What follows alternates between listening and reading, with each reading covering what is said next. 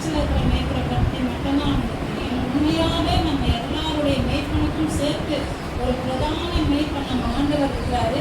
நம்முடைய எல்லா தேவைகளும் எல்லா நேரத்திலையும் எல்லா சூழ்நிலையிலும் பிறந்ததுலேருந்து இறப்பு வரைக்கும் இருந்ததுக்கு அப்புறமும் நம்மளை அருமையாக நடத்துகிற ஒரு மேய்ப்பர், பிரதான மேய்ப்பர், அவரை குறித்து நம்ம தெரிந்து கொண்டு இருக்கிறோம். அப்போ அவர் நல்ல மேய்ப்பர், நம்மளை நல்லா நடத்துகிறாரு, நம்மளை நீதியின் பாதையில் நடத்துகிறாரு, ஆத்மாவை தேர்ச்சிக்கிறாரு.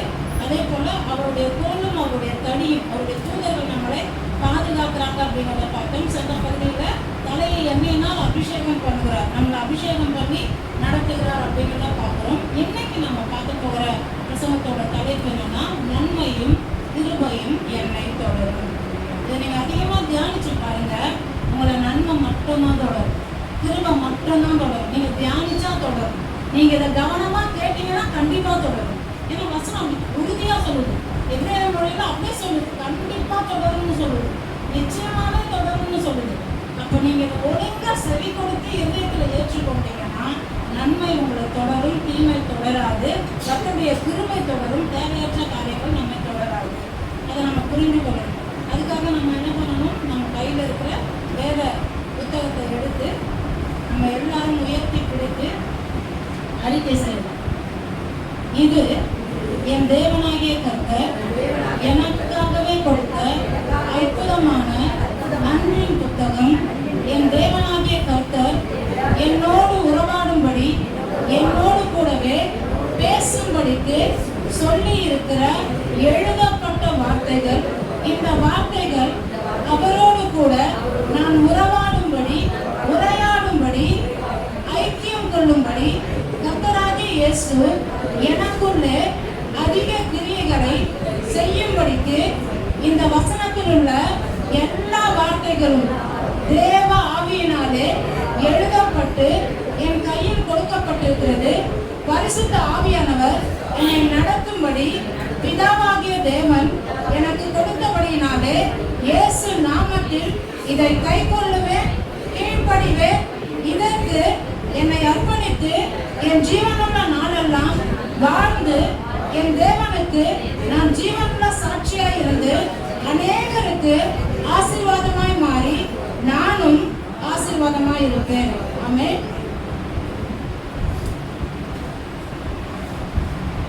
நம்ம பாருங்க, நம்ம ஆசீர்வாதமா இருக்கணும். சங்கீதம் வாசிச்சோம். ஆனால் சங்கீதத்தை இந்த 23 சாவு வீட்டில் தான் நிறைய வாசிக்கிறாங்க. ஆனால் இது உயிர் திறந்த சங்கீதம். அதை நம்ம புரிந்து கொள்ளணும். நம்ம காரியங்கள் எதெல்லாம் மறிச்சு போச்சோ, ஆசீர்வாதங்கள் மறிச்சிருந்தா உயிர்ப்பிக்கிற வசனங்கள் இதெல்லாம்.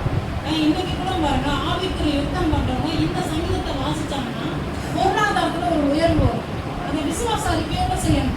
சும்மா நானும் வாசிக்கிறேன், சும்மா வாசிக்கிறதுல விசுவாசத்தோட அதை பேசணும். அது ரொம்ப முக்கியம் பாருங்க. அப்போ நம்ம கர்த்தருக்கு பயப்படுகிற பயத்துல வளரணும்னா 3 விஷயம் ரொம்ப ரொம்ப முக்கியம். ஏன்னா இவன் கர்த்தருக்கு பயந்தவன் தாவீது. நம்மளும் கர்த்தருக்கு பயப்படணும். பயந்துதான் ஓடி வந்து உட்காரணும். அப்ப கர்த்தருக்கு ஏங்க பயப்படணும்? அவர் கூட ஒரு உறவு இருக்கணுமே. அப்போ ஜாலியா இருக்கலாமே. முதல்ல அவர் யாருன்னு தெரியணும். நிறைய நம்ம மறந்ததுனால திரும்ப திரும்ப இதை போதிச்சுக்கிட்டே இருக்கிறார் ஆண்டவர். அப்போ ஆண்டவருக்கு பயப்படுகிற பயத்துல நம்ம தொடர்ந்து வளரணும்னா ஏதோ பாம்பை கண்டா பேயை கண்டா பயப்படுற பயம் இல்லை. இது ஒரு மரியாதை கலந்த கனம் செலுத்துகிற பயம். இப்போ நம்ம போதவரை பார்க்கும் பொழுது அவங்க பார்த்து பயந்து நடுங்கி அப்படியே எனக்கு மயக்கமாக வருது இல்லை, ஒரு மரியாதை. அவங்கள பார்த்து சொல்லுங்க அப்படின்னு ஒரு ரெஃபரன்ஷியல் பேர் வருது பாருங்க. அது ஆண்டவர்கிட்ட நம்மளுக்கு இருக்கணும் பாருங்க. அதை நம்ம புரிந்து கொள்ளணும். நம்ம மற்றவங்களாம் பயந்துருவோம். காக்கி சட்டை போட்டவங்க, வெள்ளை ட்ரெஸ் போட்டவங்க, வெள்ளை கோட்டு போட்டவங்கலாம் பார்த்து பயப்படுவோம். ஆனால் நம்ம தேவன் கண்ணுக்கு தெரிஞ்சா அவர்கிட்ட பயப்பட மாட்டோம். அவர் நம்ம கூட உறவு கொள்ள விரும்புகிறாரு, நம்மளை நடத்த விரும்புகிறாரு, உயர்த்த விரும்புகிறாரு. அவருக்கு பயப்படுகிற பயத்துல 3 காரியம் என்னன்னு பார்க்கலாம். ஏசாயா 40:8 வாசிக்கலாம். ஏசாயா 40:8 எல்லாம் நம்ம பார்த்தது தான். பார்த்தது அசால்ட்டா இருந்தாங்க. திரும்பவும் நம்ம ஞாபகம்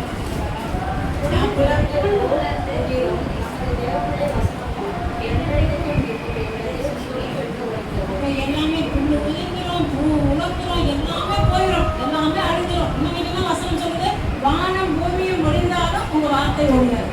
அப்போ கர்த்தருக்கு பயப்படுகிற பயத்துல இன்னும் நான் நல்லா மேன்மையா வளரணும், இன்னும் ஆசீர்வாதமா இருக்கணும்னா முதல் காரியம் வசனம். வசனம் அழியவே அழியாது. அபிஷேகம் எப்படி அழியாதோ வசனத்தினாலதான் அபிஷேகம் வருது இல்லையா? வசனத்தை கேட்க கேட்க நம்மளுக்கு அபிஷேகம் வருது.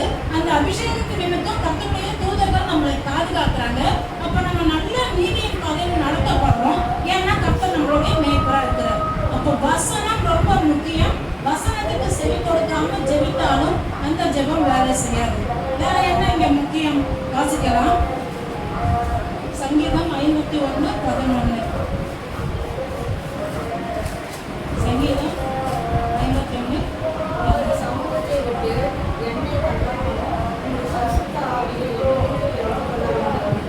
அப்போ தாவீது ராஜா பாடுறாரு. என்னன்னு பாடுறாரு? ராஜா ஆனதுக்கு அப்புறம் தப்பு பண்ணிடுறாரு. தயவுசெய்து பரிசுத்த ஆவி என்கிட்ட எடுத்துறாதீங்கன்றாரு. ஏன்னா பரிசுத்த ஆவி வந்துட்டு போறாரு. அந்த ஆள் பிடிக்கலன்னா போயிடுவாரு, திரும்ப வரமாட்டாரு. அவன் ஜெபிக்கிறான், அழுகுறான். ஐயோ தயவுசெய்து மட்டும் போயிடாதீங்க, நீங்க இல்லைன்னா இந்த வாழ்க்கையே ஒண்ணுமே இல்லை அப்படின்ட்டு. அப்போ அவ்வளோ பெரிய ராஜாவா இருந்தாலும் ஆடு போட்டு தேசத்தையே தன் வசப்படுத்தினாலும் அவனுக்கும் பரிசுத்த ஆவியானவர் தேவைன்னா நமக்கு தேவையே இல்லையா?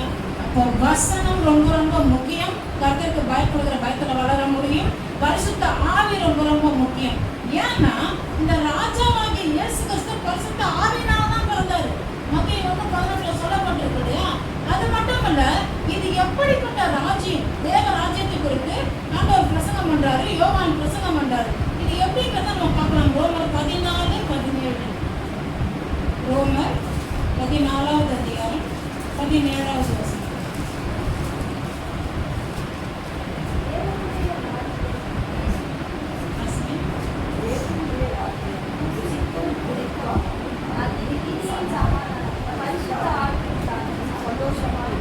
அப்ப இன்னைக்கு நிறைய பேர் என்ன பண்ணிடுறோம்? சாயந்தரம் வந்தா சாப்பாடு கிடைக்கும், புசிக்கிறது பிடிக்கிறதுக்கு நம்ம வரல. அதெல்லாம் நம்ம நாட்டோட தருவாரு. முக்கியம் என்ன? வசனத்தை கேட்டு, வார்த்தையை கேட்டு, சத்தத்தை கேட்டு உள்ளத்துல வச்சு அதுக்கு கீழ்ப்படிந்து அவரை ஆளுகை செய்ய விடணும். என்ன பண்ணுது?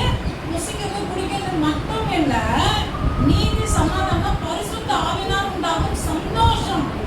அப்போ பரிசுத்த ஆவி நம்மளுக்குள்ள வந்துட்டாலே சந்தோஷம் வந்துடும். அந்த சந்தோஷத்தை தேடிதான் கிறிஸ்தவர்கள் இன்னைக்கு அலைஞ்சிட்டு இருக்கிறாங்க. ஏன்னா நிறைய பேருக்கு சந்தோஷம் தேவைப்படுது. கொஞ்ச நேரம் சந்தோஷம்.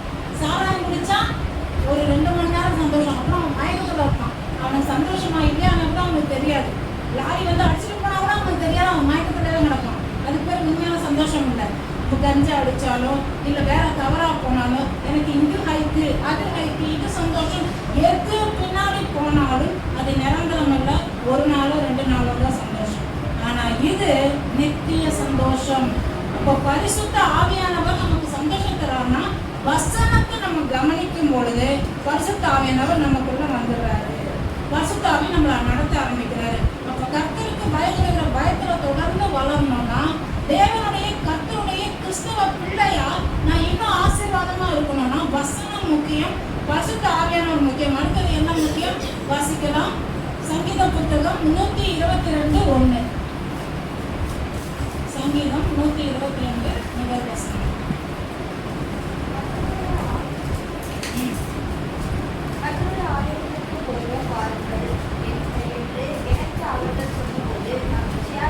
சொல்றவரு தாவீது. கர்த்தருடைய ஆலயத்துக்கு போகலாம்னு சொன்னாங்க. சொன்னதுமே மகிழ்ச்சி வந்துருச்சு. நம்மளுக்கு இங்க உள்ள அந்த உட்கார்ந்ததே இருக்கிற மகிழ்ச்சி போயிடுது.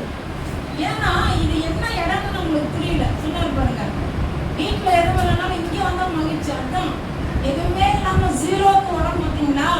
அப்பதான் இது உண்மையான மகிழ்ச்சின்னு தெரிய ஆரம்பிக்கும். யாருன்னா தெரியலன்னா அந்த நிலைமைக்கு கர்த்தர் கொண்டு வருவாரு.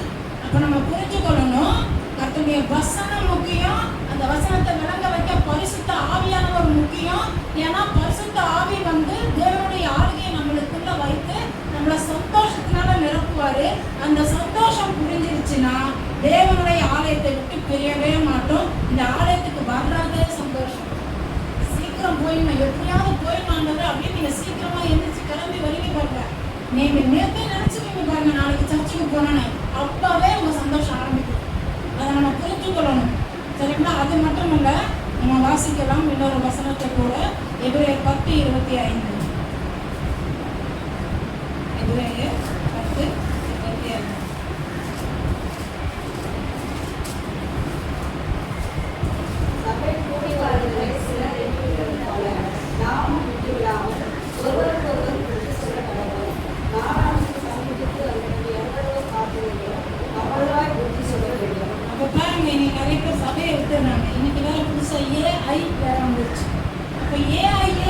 இயேசு வேணான்னு போயிடுறாரு.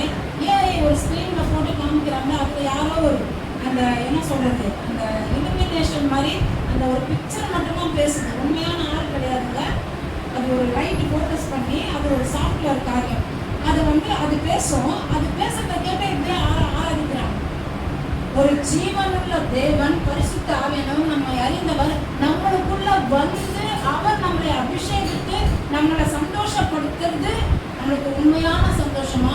சும்மா நானும் பார்த்துக்கிறேன் டிவின்னு அப்படி அடிக்கடி நம்ம போதவர் சொல்லுவாங்க பாருங்க, நீங்க படத்துல டிவிலெல்லாம் பார்க்குற பிரியாணியை சாப்பிட முடியாது, பார்க்க நான் வேடிக்கை, இங்க வந்தாதான் ருசிக்க முடியும் அப்படின்னு சொல்லுவாங்க.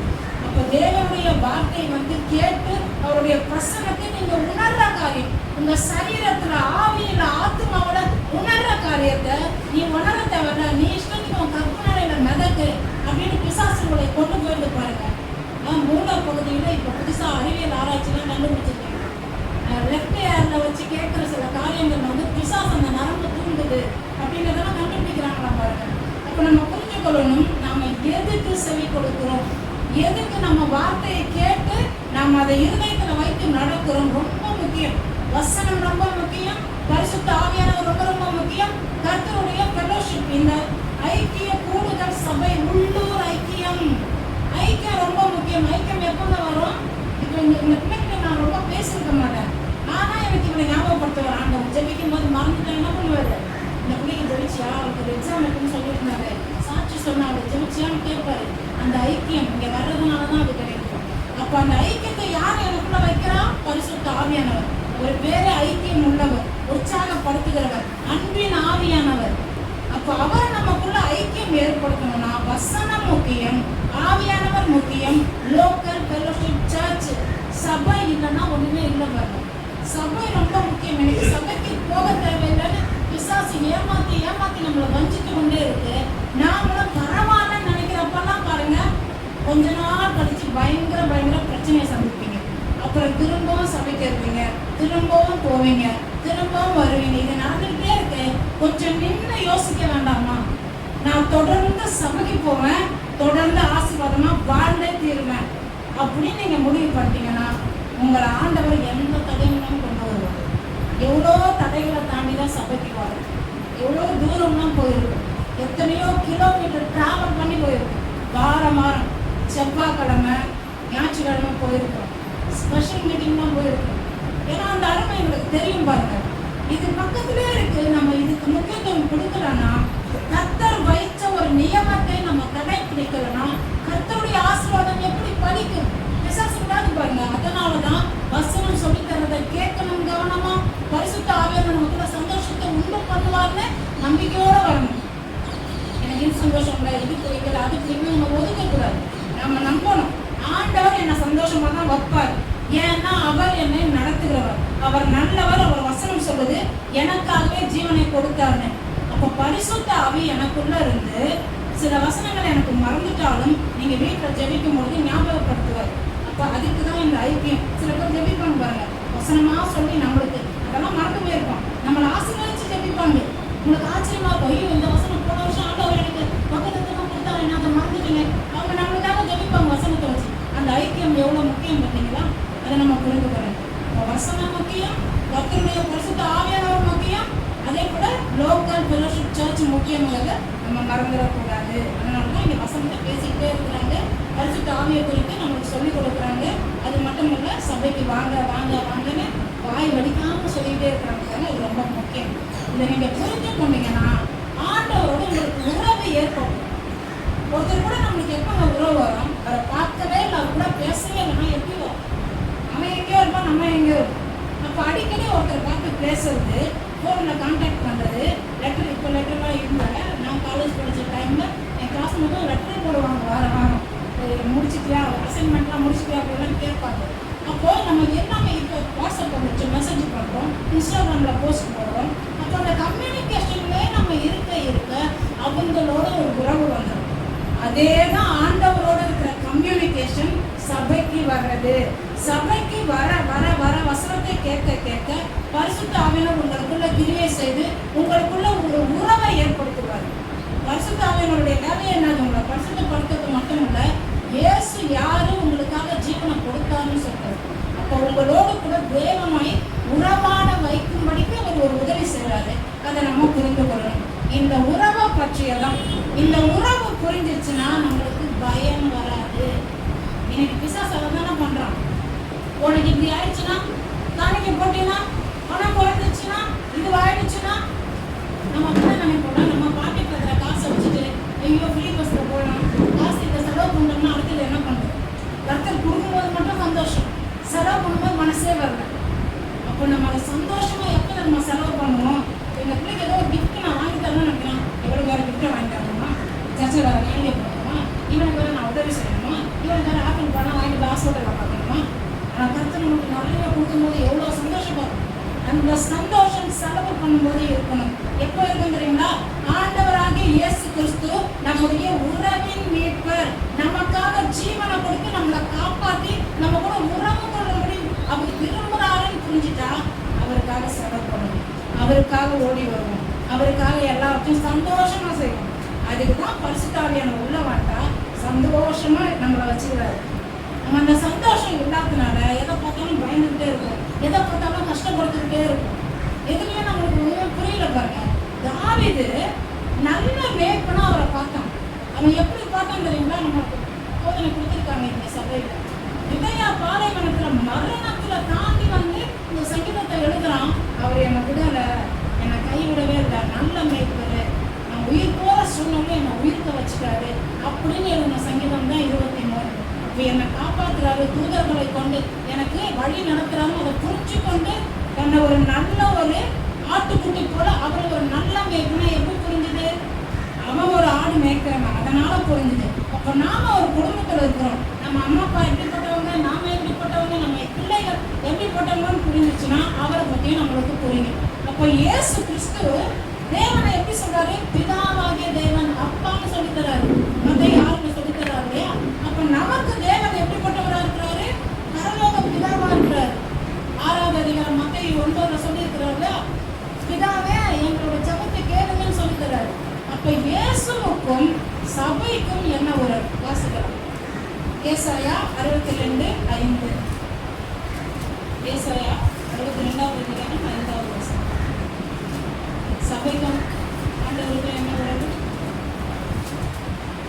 வாலிபன் கன்னிகையை விவாகம் பண்ணுவது போல உன் மக்கள் உன்னை விவாகம் பண்ணுவார்கள். மணவாளன் மணவாட்டியின் மேல் மகிழ்ச்சியா இருப்பது போல உன் தேவன் உன் மேல் மகிழ்ச்சியா இருப்பார். புதுசா கல்யாணம் ஆனவங்களை பார்த்தீங்கன்னா அவங்களுக்கு யாருமே கணக்கு தெரிய மாட்டாங்க.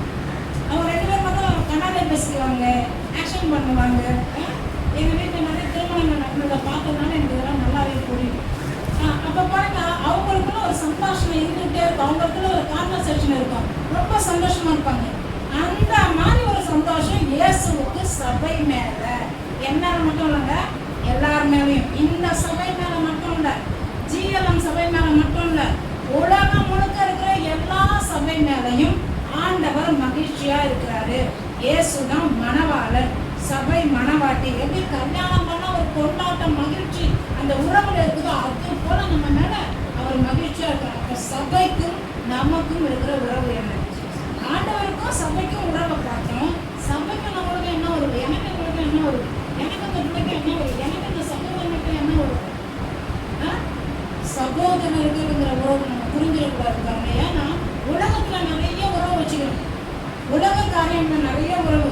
எனக்கு இவன் ஃப்ரெண்டு, அவன் ஃப்ரெண்டாக இருக்கணும், நான் என்னைக்கோ பார்த்துருப்பான், ஒரு மெசேஜ் பண்ணியிருப்பான், அவன் எனக்கு ஃப்ரெண்டு, வர எல்லாமே ஃப்ரெண்டு என்ன வேண்டியது. ஆனால் வசனம் என்ன சொல்லுது? யாக்கோபு 4 வசனம், யாக்கோபு 4வது அதிகாரம் 4வது வசனம்.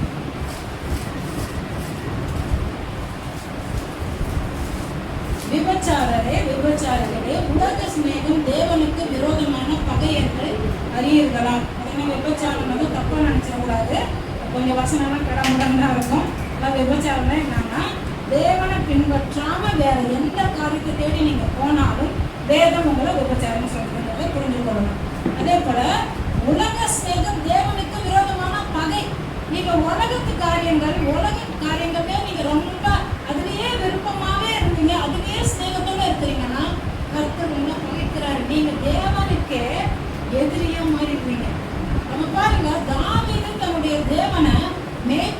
தன்னை ஒரு ஆட்டுக்குட்டியாக உறவை புரிஞ்சு வச்சிருந்தான். இயேசு கிறிஸ்து பரலோக தகப்பனை தன்னுடைய பிதாவாக தான் ஒரு அவருடைய குமாரனாக புரிஞ்சு வச்சிருந்தாரு. நமக்கும் அவர் தான் பரலோக பிதா. அது மட்டும் இல்ல, சபைக்கும் இந்த சபைக்கும் இயேசுவுக்கும் மணவாளன் மணவாட்டிங்கிற உறவு இருக்கு. அதே போல நமக்கும் சகோதரர்களுக்கும் என்ன உறவு இருக்கணும்? உலகத்துல இருக்கிற ஸ்நேகம் பகை. அப்ப இது தேவனுக்கு பிரியம். எதுவுமே நம்ம ஆப்போசிட்டா புரிந்து கொள்ளணும். அப்ப இங்க இருக்கிற உறவு இல்ல, இவன் எனக்கு சகோதரன், என்னை நடத்துற மேய்ப்பர், என்னை நடத்துற பிஷப், என்னை நடத்துற ஊழியக்காரங்க, எனக்கு என்ன உறவு? அவங்க தகப்பன் ஸ்தானம், தாய் ஸ்தானம்னா அவங்க பிள்ளை எனக்கு சகோதரன் ஆகுறாங்க, அவங்க பிள்ளை எனக்கு சகோதரி ஆகுறாங்க. அவங்களுக்கு விரோதமா நான் கை நீட்ட முடியாது, அவங்கள பத்தி அவங்கள நான் பேச முடியாது. அப்ப அவங்கள குறிச்ச ஒரு நல்ல எண்ணம் எனக்கு வரணும் பாருங்க. அதனாலதான் ஆண்டவர் நம்மளுக்கு சொல்லித்தராரு, இந்த சகோதரர்கள் எப்படி இருக்கணுமா? 1 பேதுரு 3:8 வாசிக்கலாம். 1 பேதுரு 3ஆம் அதிகாரம் 8வது வசனம்.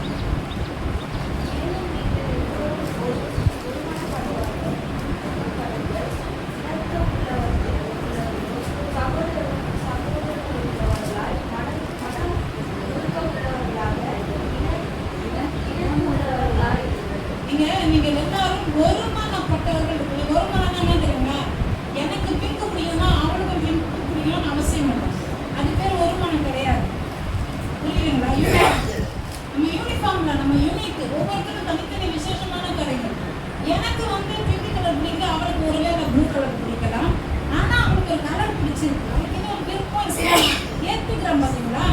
அவளுக்கு எனக்கு பிடிச்சது எனக்கு பிடிக்காத அவளுக்கு பிடிச்சாலும் நாங்கள் ஏற்றுக்கொள்றோம், அவளை மதிக்கிறோம் பார்த்தீங்களா? இதுதான் ஒருமனம். அப்ப எனக்கு பிடிச்ச மாதிரி தான் எல்லாரும் இருக்கணும் இல்லை. எனக்கு பிடிக்காத காரியங்கள் அவங்களுக்குள்ள இருந்தாலும் தேவனுக்கு அந்த விஷயம் பிடிச்சிருக்கு. அவங்க நல்லா ஆராதிக்கிறாங்க, எனக்கு ஆராதனையே வரல, அவங்க சுத்தம் ஆராதிக்கிறாங்க, தேவனுக்கு அது பிடிச்சிருக்கு, அவர் கொடுத்துருக்கிறார், நான் நேசிக்கிறேன். புரியுதுங்களா? அப்போ நம்ம எல்லாரும் ஒருமனப்பட்டவங்கன்னா இதுதான் ஒருமனம். ஒருமனம்னா ஒரே மாதிரின்னு இல்லை, இதுதான் ஒருமனம். அவங்களோடு இசைந்து இரக்கம் உள்ளவர்களும் ஸ்நேகம் உள்ளவர்களும் மன உருக்கங்களும். இதெல்லாம் ஆண்டவர்கிட்ட இருந்தது, இயேசுக்குள்ள இருந்தது. அந்த இயேசு கிறிஸ்துவ தான் நம்மளுக்குள்ள ஆண்டவர் வச்சிருக்கிறாரு. அப்ப இணக்கம் உள்ளவர்கள் எந்த ஒருமனப்பாடு இங்க இருக்கணும், இந்த சபைக்குள்ள இருக்கணும், சகோதரர்கள் மத்தியில் இருக்கணும். அப்ப உலக ஸ்நேகம், எனக்கு பிடிச்ச மாதிரியே ஒருத்தன் இருக்குன்னா அவனை நம்ம நேசிச்சிடணும்ல. இங்க எனக்கு பிடிச்ச மாதிரி இல்லைனாலும் நேசிக்கணும். இது அகாப்பே அன்பு. ஃபீலிங் கிடையாது, உணர்வு கிடையாது, உணர்ச்சி கிடையாது.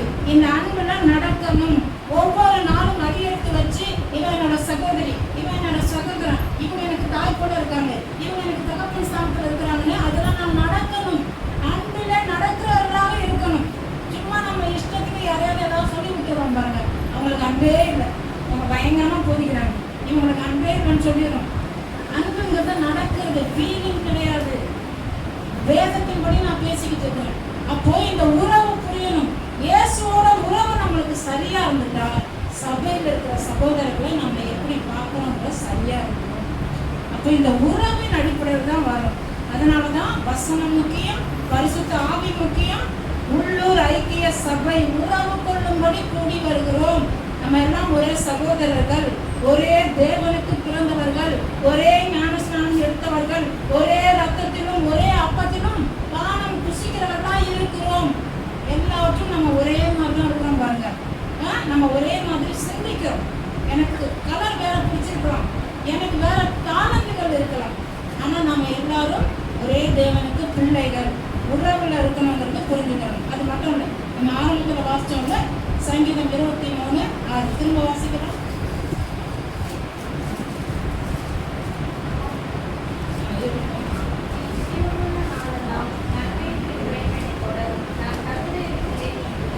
அப்போ நன்மையும் கிருபையும் என்னை தொடரும்னா எப்போ தொடரும் தெரியுங்களா? அவன் சொல்றான் இல்லையா, கர்த்தரின் மேய்ப்பரா இருக்கிறார், அவர் தான் என்னோட மேய்ப்பர். அவர் யாருன்னு எனக்கு தெரியும், என் தாழ்ச்சியான நேரத்தில் என்ன போஷிப்பாரு. அவ்வளோ ஒரு நல்ல உறவுள்ள மேய்ப்பன். அவனுக்கு மேய்ப்பனா மட்டும் தான் தெரியும், நமக்கு தகப்பனாவே தெரியும். இயேசு கிறிஸ்து சொல்லி கொடுத்தாரு. இப்போ என் தகப்பன், என் சபைக்கு மணவாளன் இயேசு கிறிஸ்து, அவரோட எனக்கு உறவு இருக்குன்னா அந்த உறவு என்னை வெட்கப்படுத்தாது. அந்த உறவு என்ன பண்ணும், என்ன அருமையா நடக்கும். இப்படி புரிஞ்சிடும். இப்படி புரிஞ்சாதான் என் ஜீவனுள்ள நாளெல்லாம் நன்மையும் கிருபையும் என்னை தொடரும்னு புரியும். வெவ்வேறு மொழிபெயர்ப்பு இருக்கும் இல்லையா, எபிரேய மொழியில மூல பாஷையில இருந்து மொழிபெயர்த்து எழுதுவாங்க ஆங்கில வேதாமனா. அதில் எப்படி போட்டிருக்குன்னா, இந்த நன்மையும் கிருபையும் என்னை தொடரும்னு இங்கே சாதாரணமாக வந்துச்சுல, அதில் எப்படி வருதுன்னா ஷியோர்லி, சர்டன்லி, நிச்சயமாக நன்மையும் கிருபையும் என்னை தொடரும்னு வருது. இங்கே நிச்சயம்ங்கிற வார்த்தை இல்லை, தமிழ் அப்படி மொழி பெயர்த்துட்டாங்க. உண்மையான மொழி எபிரேயம் தான், அதுல இருந்து உண்மையா மொழிபெயர்த்திருக்காங்க பாருங்க. இன்னொரு மொழிபெயர்ப்பு சொல்லுது ட்ரூலி, சத்தியமான அர்த்தம். உண்மையாவே தொடரும், நன்மை என்னை தொடரும், கிருபை என்னை தொடரும்னு பாடுறான் தாவீது. ஏன்னா அவருடைய உறவு என்னன்னு புரியுது. நம்மளுக்கு புரியுதா? வரும்போதே லிஸ்டோட பாஸ் இது இது இது இது இது இந்த காலத்துக்கு கொஞ்சம் லிஸ்ட் தூக்கி வந்தோம்.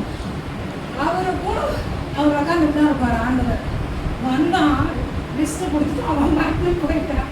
என்ன கண்டிப்பே இல்லையாடான்னு அவர் உட்காந்து ஏங்கிட்டு இருப்பார். ஏசு கிறிஸ்து, என் கூட உறவு பண்ண வரலையாடா, நீ என்ன ஆராதிக்க வரலையாடா, நீ பாட்டு வந்த. சில பேர் வருவாங்க, காணிக்கை போட்டு போயிட்டே இருப்பாங்க. ஆண்டவர் இப்போ கடமைக்கு காணிக்கை கொடுத்துட்டேன். பைபிள் அதெல்லாம் இருக்குது, குர்பானிகள் காணிக்கை கடமைக்கு கொடுத்துட்டு போகிறாங்க. அந்த அன்பு உறவு இல்லைன்னு போட்டுட்டு இயேசுவே பேசுகிறாரு. அப்போ நீ அப்படி இருக்காத, நான் உன்னோடு கூட உறவாட விரும்புகிற தேவன், என் கூட ஐக்கியம் கொண்டு இணைந்திரு. நானும் நீயும் இணைஞ்சிட்டான் நிறைய விஷயத்த சாதிக்கலாம். நம்ம இணைய மாட்டோம் பாருங்க அவர் கூட.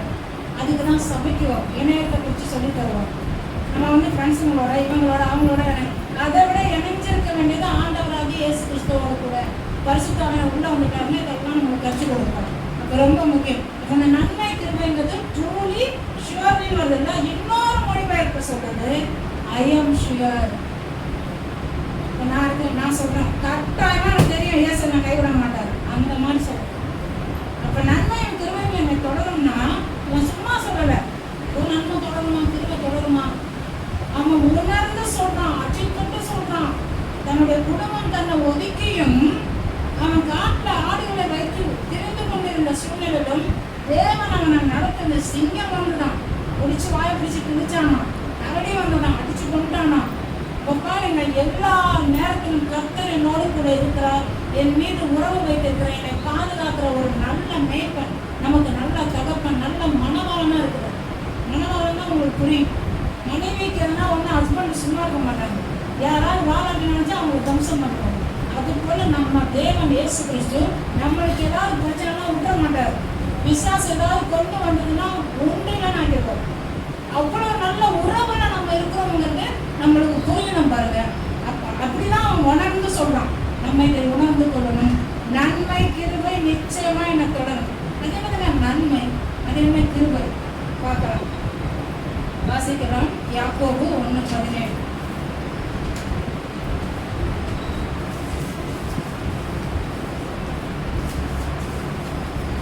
யாக்கோபு 1:17 ஜோதிகளை அப்போ நன்மைங்கிறது தேவனிடத்திலிருந்து வர ஒன்று. யோவான் 1:2 என்ன சொல்றது பாருங்க. யோவான் சுவிசேஷம் அதுல முதல் அதிகாரம் 2ஆம் வசனம் என்ன சொல்றது பாருங்க. அவர் தேவனோடு இருந்தார் இல்லையா, ஆதியிலே வார்த்தை இருந்தார், அவர் தேவனோடு இருந்தார், ஆதியிலே தேவனோடு இருந்தார். யாரை பற்றி சொல்றது? அங்க பார்க்கலாம் தேவன் கிட்ட இருந்து ஒன்று வருதுனே, இங்கே பார்க்கலாம் அவர் தேவனோடு இருந்தார். ஏதாவது வாசிக்கலாம். மத்தேயு 6:9-13 வசனம். மத்தேயு 6:13. எங்களை சோதனைக்கு போடாமல் தீமை என்று. இந்த தீமைங்கிறது என்னன்னா பிசாசுனே வருது மூல பாஷை. அப்போ பிசாசுங்கிறது எங்களை காப்பாத்துங்க, அப்படி தீமைன்னா பிசாசு. அப்போ நன்மை தான் என்னது? தேவன் இயேசு கிறிஸ்து. அப்போ நன்மையும் கிருபையும் என்னை தொடரும் இவன் சொல்றான் இல்லையா, இயேசு என்னை தொடர்வாருங்க. அது மட்டும் இல்லை, கிருபைன்னா என்னாரு வாசிக்கலாம். 2 நாளாகமம் 6ஆவது அதிகாரம் 14வது வசனம். 2 நாளாகமம் 6:14.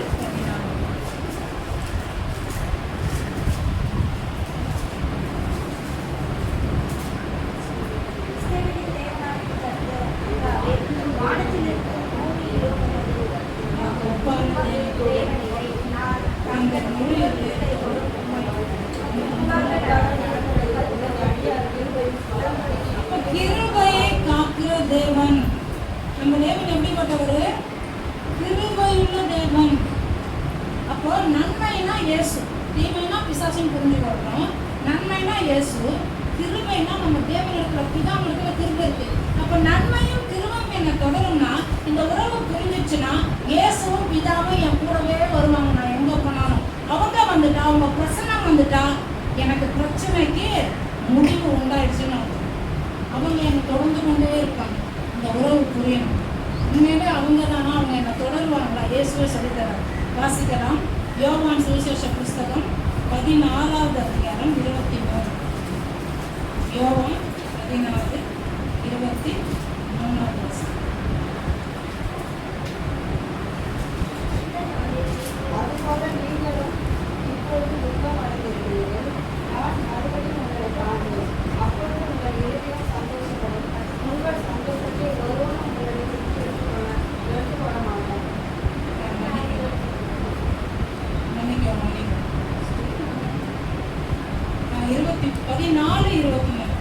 சொல்லிட்டேன். யோவான் 16:23. இயேசு அவனுக்கு பிரதித்திரமாக, ஒருவன் என்னில் அன்பாயிருந்தால் அவன் என் வசனத்தை கைக்கொள்ளுவான். எனக்கு வசனத்தை அவனில் என் பிதா அன்பாயிருப்பார். நாங்கள் அவனிடத்தில் வந்து, புரியுதா உங்களுக்கு? நாங்கள் அவனிடத்தில் வந்து அவனோடு வாசம் பண்ணுவோம். அப்ப நாங்க 2 பேரும் அவன்கிட்ட எப்போ வருவோம்? வசனத்துக்கு முக்கியத்துவம் கொடுக்கும் பொழுது. அப்ப நம்ம ஆவியில எப்போ வளருவோம்? ஆசீர்வாதமா இருக்கும். அதிகமா வசனத்துக்கு முக்கியத்துவம் கொடுக்கும் பொழுது, பரிசுத்தாவிக்கு முக்கியத்துவம் கொடுக்கும் பொழுது, சபைக்கு ஓடி வரும்போது. ஏன்னா பரிசுத்தாவின் ஒரு முக்கிய வந்துட்டாருன்னா சபைக்கு வராம நம்மளால இருக்கவே முடியாது. பரிசுத்தாவி நம்ம ஏறிக்கிட்டே இருப்பாரு. போ போ சர்ச்சுக்கு போ, டைம் ஆச்சுன்னு சொல்லிட்டே இருப்பாரு. ரொம்ப ஆச்சரியமா இருக்கும் அந்த காரியங்கள்லாம். அப்போ நம்ம வசனத்துக்கு முக்கியத்துவம் கொடுக்கும்போது பரிசுத்தாவி கிரியை செய்யறாரு. பரிசுத்தாவி உள்ள வந்து கிரியை செய்யும் போது நம்ம சபையை விட்டுற மாட்டோம். இந்த உள்ளூர் ஐக்கிய சபை இதெல்லாம் புரிந்து கொண்டா தேவனோடு கூட இருக்கிற உறவு புரிஞ்சிடும். அந்த உறவு புரிஞ்சிச்சுன்னா சங்கீதம் 23 வாசிச்சோம் இல்லையா? நன்மையும் கிருபையும் ஜீவனுள்ள நாளெல்லாம் என்னை பின்தொடர்னா பிதாவாகிய தேவன் கிருபைங்கிறது. அவர் கிருபை மிக்கவர், கிருபை உள்ளவர், கிருபையை காக்கிற தேவன். பழைய ஏற்பாட்டுல அந்த எபிரேய வார்த்தை கெஸ்டட் அப்படின்னு போட்டிருக்கு. அந்த கெஸ்டத்தை கைவிடவே மாட்டாராம். 1000 தலைமுறைக்கும் அவர் வச்சு காப்பாற்றுவார். அப்போ நம்மளை எப்பவுமே காப்பாற்றுறது. அப்போ நானும் பிதாவும் உன் கூடவே வந்துடுவோம், உன் கூட வாசமா இருக்கும்னு இயேசு சொல்லித்தரா இருப்பாங்க. இதெல்லாம் நம்மளுக்கு பரிசுத்தாவியும் இன்னைக்கு விளங்க வைக்கிறார். அப்போ தேவனோடு கூட நம்மளுக்கு உறவு இருந்துட்டா சபைக்கு ஒழுங்கா வந்துடுவோம். ஒழுங்கா வரணும்னா நம்மளுக்குள்ள கர்த்தருக்கு பயப்படுகிற பயம் இருக்கு. அப்ப நம்மளை நிச்சயமாகவே நன்மையும் கிருபையும் தொடரும். உண்மையாகவே நன்மையும் கிருபையும் தொடரும்.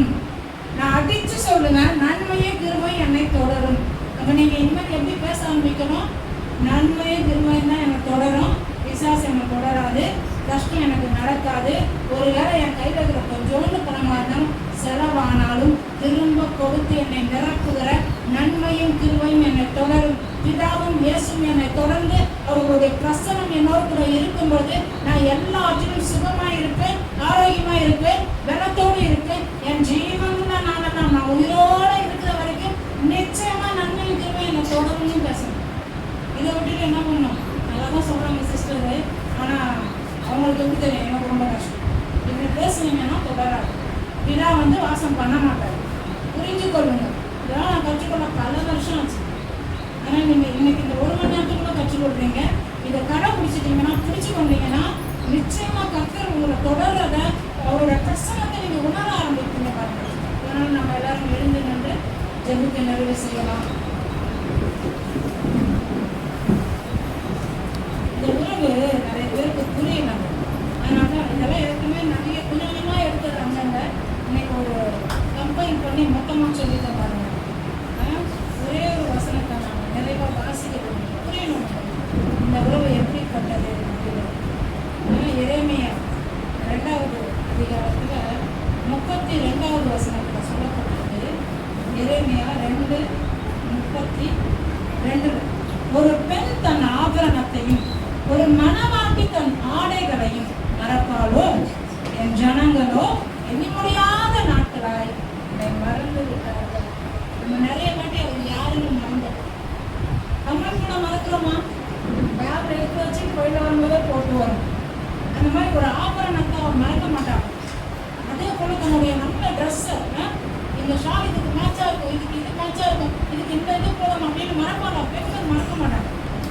ஒரு கலர் டிஃப்ரென்ஸ் இருந்தாலும் இதுதான் மேட்சிக்கோ அடையாள அடையே காலி பண்ணுறாங்க. பொம்பளைங்கிற மாதிரி செலக்ட் பண்ண ஆம்பளைங்களா பாவம் தான் உண்மையிலே. அந்த பெண்ணை பற்றி எப்படி சொல்லிட்டா இருப்பாங்க ஆண்டவர் புரிஞ்சு வச்சு. ஏன்னா அவருடைய சிக்ஷனை நம்ம அப்போ நம்முடைய இருதயம் அவருக்கு இதெல்லாம் அவன் மறக்க மாட்டான்னா. ஆனால் என்ன வந்துட்டாலே மனவன் நான் பல வருஷமா பல ஜென்மமா என்ன மறந்துட்டாலே அப்படின்னு சொல்றாரு. சபையை குறித்து சொல்றாங்க, எல்லாரையும் குறித்துன்னு சொல்றாரு.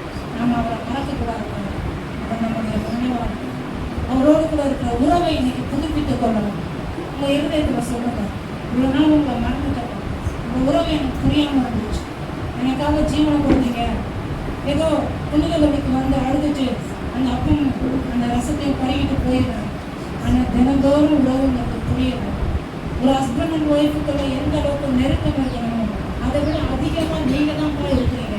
ஒரு அப்பா பிள்ளைக்குள்ள எவ்வளோ அருமையான ஒரு உறவு, அந்த பாசம் நேசம் அன்பு இருக்குதோ அதை விட அதிகமாக நீங்கள் என்னை நேசிக்கிறீங்கப்பா, என்னை சுமக்குறீங்க, என்னை நடத்துறீங்க, எனக்கு வழிகாட்டுறீங்க அப்படிங்கிறத நான் புரியாமல் இருந்துட்டேன், மறந்துட்டேன்ப்பா.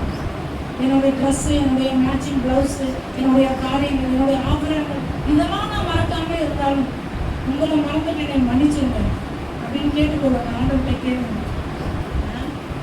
சரி, நாங்கள் என்ன பண்ணுறதுன்னு ஜென்ஸ் யோசிச்சிங்கன்னா, உங்கள் வாட்சை மறக்கிறீங்களா, ஷூவை மறக்கிறீங்களா, உங்களுடைய சில பேர் பாருங்க வரும்போதே வழியில் சீப்பெல்லாம் பேக்கெட்டில் வச்சுக்குவாங்க, அழகாக கலையாமல் வரைக்கிட்டு வரணும். ஸோ எதையுமே நம்ம மறக்க மாட்டோம். பூமிக்குரிய சரீரத்துக்குரிய காரியங்களை நம்ம மறக்க மாட்டோம்னா ஆவிக்குரிய காரியம் மறக்காமல் இருக்க தேவனே உதவி செய்வார்.